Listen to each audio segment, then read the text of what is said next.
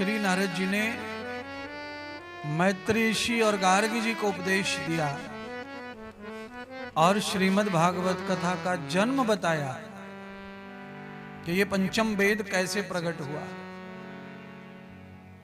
तो एक जन्म का कारण बताया, माता पार्वती को कथा सुनाना, भगवान शिवजी के तीसरे नेत्र से प्रभु नारायण के बारे में जो भी कहा गया वो भी भागवत ही माना गया। और दूसरा भागवत के जन्म का दूसरा कारण माना व्यास जी के सपने को। कहा मैत्री, एक समय महाराज व्यास जी सरस्वती के तट पर भ्रमण कर रहे थे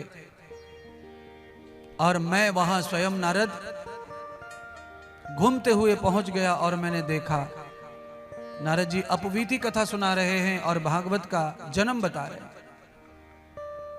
व्यास जी चिंतित अवस्था में परेशान घूम रहे थे सरस्वती के तट पर। और ऐसा महाज्ञानी जिसने वेदों का अर्थ किया हो, गीता लिखी हो, महाभारत लिखा हो, अखंड वेद को 4 खंडों में बांटकर जिसने महान काम किया हो, ऐसा प्राणी, ऐसे महान व्यास परेशान घूम रहे थे। मैंने उनकी परेशानी को पूछा तो स्वयं व्यास भी नहीं बता पाए कि उनकी परेशानी क्या है।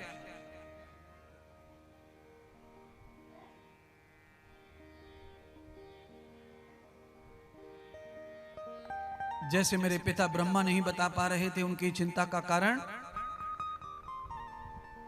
ऐसे व्यास भी नहीं बता पा रहे थे अपनी चिंता का कारण।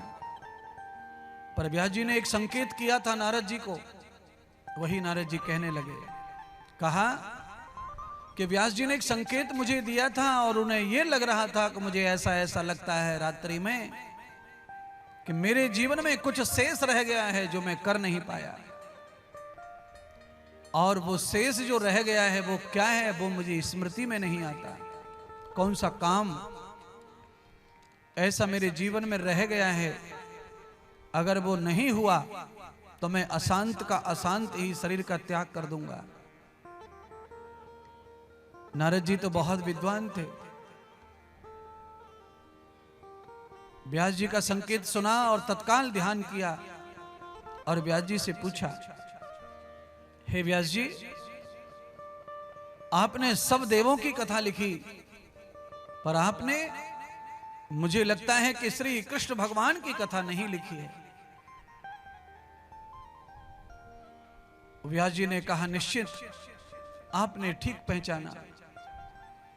मैंने श्री कृष्ण की कथा नहीं लिखी है पर मुझे कथा उनकी आती नहीं है। मैं कैसे लिखूं? मुझे मालूम नहीं कि उनका चरित्र कैसा रहा।